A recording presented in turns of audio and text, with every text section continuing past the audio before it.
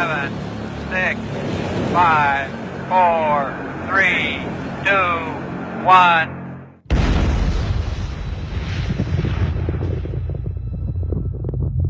We were told nothing. We knew nothing. We were told very little about the day, except don't look at the flash.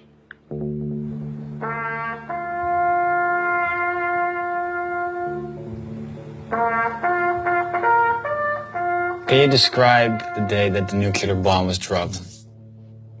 And just before the sun comes up, we were marshalled in groups. I went out on the aircraft carrier, the Warrior, and we was told to face the stern of the ship, the back of the ship. We were told to cover our eyes with our hands or bury your eyes into the crook of your arm, which we did. To say it was frightening is an understatement. I think it shocked us all into silence. When the flash hit you, you could see the x-rays of your hands through your closed eyes. It was just sheer brilliant light. So I've never seen anything like it, never had done. In the process of hands over your eyes, you saw every bone in your hand. If I was looking at you now, I would see all your bones. You would see all the blood vessels and everything, and the bones a lot. Then the heat hit you, and that was just as if somebody my size had actually caught fire, then walked through me. It was an experience that was absolutely unearthing. It was so strange.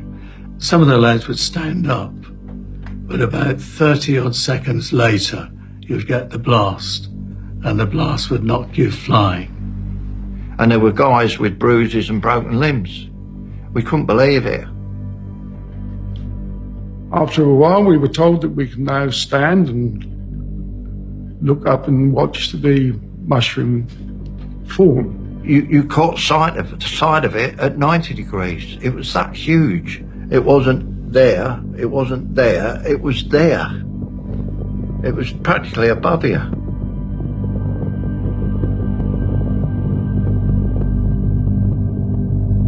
All they saw was this rising fireball, a colossal fireball just going up, and thunder, lightning, you name it. What I noticed most was the clouds moving away like that, you know, round and round and round. I think it was too much for some of them, and some of them would cry and ask for their mum. That was awful. There was no comprehension that anything like that could even exist. It was immense. It's a sight to see, but never want to see it again.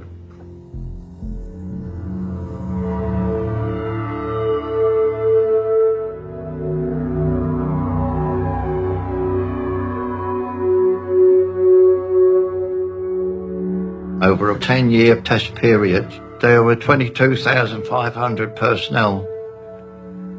In 2013, we estimated that 18,500 of us had died. And the reports that I'd seen, nobody had died practically of natural causes. They all died of leukemias and cancers and carcinomas of one sort or the other. And for a government to do that to its own people is absolutely disgraceful. It's outrageous. Call Halayim Yahweh Bahashem Yahweh Shai Bahashem Rakak Wadash. Double honors to the apostles of Great Millstone who rule well over the flock of Israel. And shalom and salutations to you, all you brothers out here that's push the words of truth and sincerity. Shalom. Alright, so as you can see in the video, Esau doesn't even care about his own. Right, when you go to Ecclesiasticus in the Apocrypha 14 and 5 to 9, this is the KJV AAE, and it says, "He that is evil to himself, to whom will he be good?" So you can analyze somebody just on the fact of how they treat their own people and how they treat their own kind. And yeah, Esau created this technology. All right, you got these German scientists after World War II, these engineers to come over and create this nuclear and atomic detonator, you know, to burn up with fire. And it's all prophecy, right? The scriptures tell you that, you know, he created, the Most High had created the smiths to blow up the coals in the fire, all right, and to bring forth weapons and instruments of death and destruction. And so his modern day technology causes what? Him to become enveloped in a fiery nucleus, right, where it's 10,000 times hotter than the sun. What we talking about? This Third World War that's going to end in a nuclear holocaust. All right, all of America is going to be burnt up. So the Lord justly told, you know, his prophets that he will fall in his own pit that he dug for himself. All right, this nuclear advantage that Esau Edom has today is going to be his disadvantage when those things detonate above his different worlds. All right, when his heaven is on fire, so to speak. Going on, it says, there is none worse than he that envieth himself, and this is a recompense of his wickedness, man. And doing wickedness to yourself is envying yourself and hating yourself, and then you have your own people. Esau Edom is envious against other Edomites, man. Scripture says a house divided cannot stand, and you can see it clearly that the Russians and who are Edomites are fighting with the Ukrainians, who are Edomites are fighting with NATO and the EU are going to turn against the whore who are Edomites. So remember, a nation cannot fall unless it is divided. A house cannot stand, you know, unless if it's divided. And so the recompense of his wickedness is going to come down upon him when this Third World War kick off. And as you can see in the videos, you know, they sent these men out there without even understanding that this technology was going to radiate their skin, and they could, you know, burn them up, and they could, you know, it would cause some type of devastation to them for forever to see such a destructive.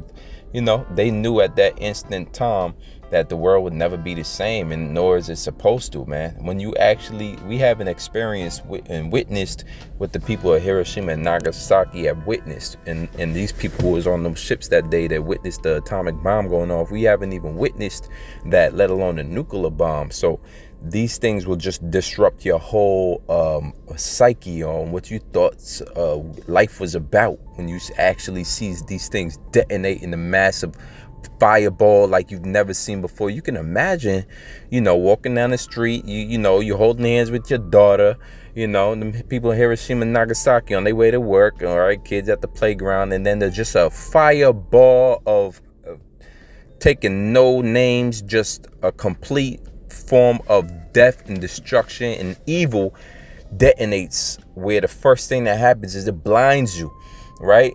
These people said that they put their hands to their eyes and they could see their bones like an x-ray through their hands.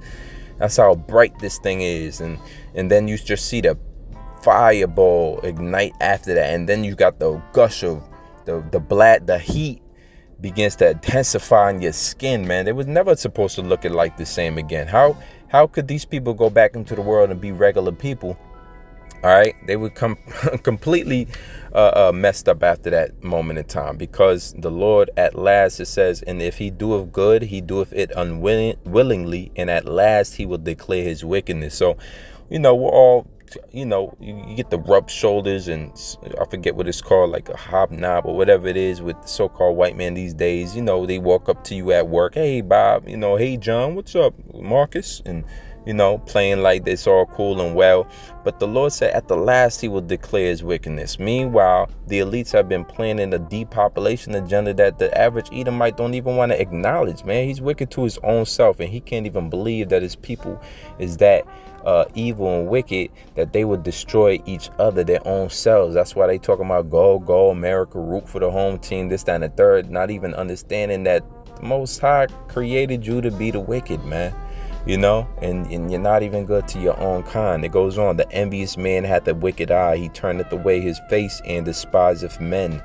A covetous man's eye is not satisfied with his portion. And here it is, under a righteous king, Solomon, we have 40 years of peace. And now you look and examine Esau, man, we can't get no peace out of America. You know why? Because they continually go into other men's countries.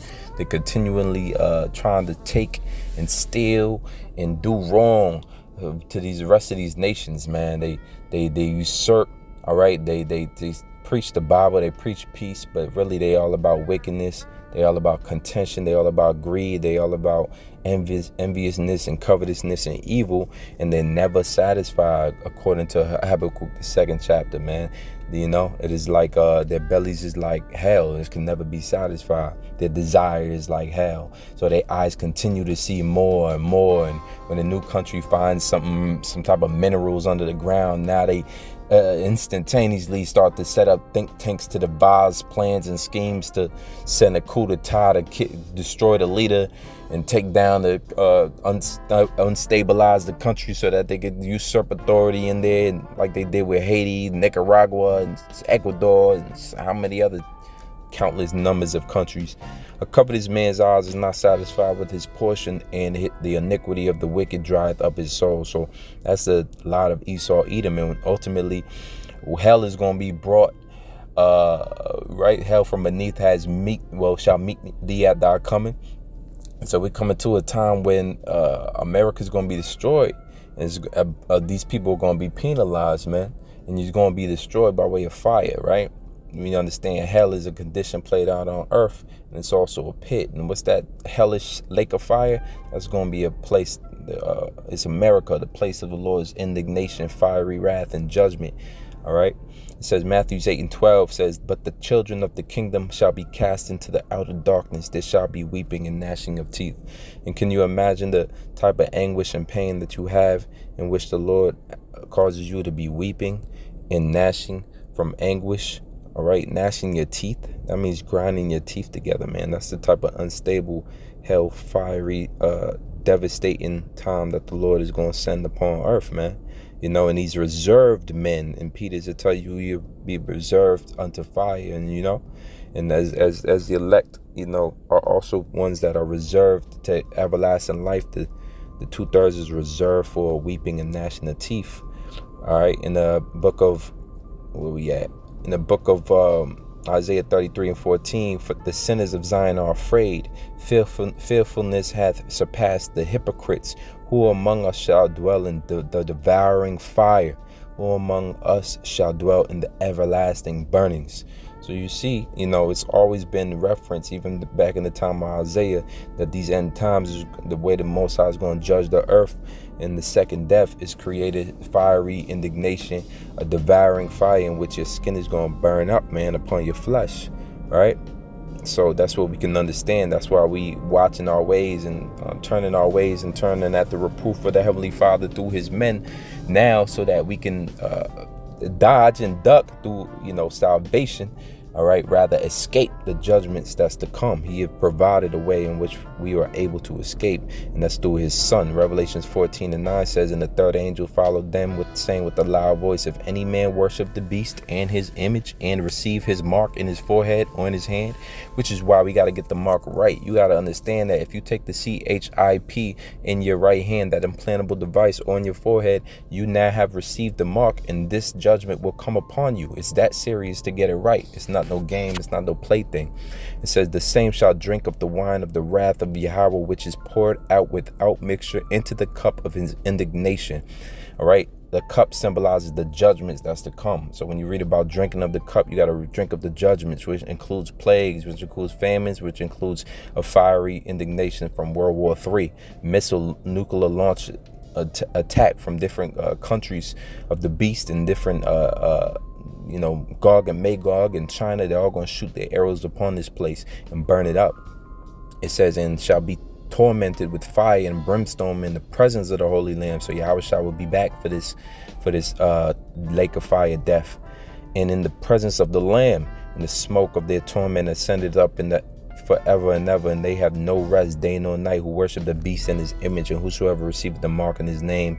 Here is the patience of the saints, and here are they that keep the commandments of Yahweh and the faith of Yahweh. So it's commanded that we do not, if we do not want to succumb to this plague and the second death, where Revelation 20:14 says, and death and hell were cast into the lake of fire. This is the second death.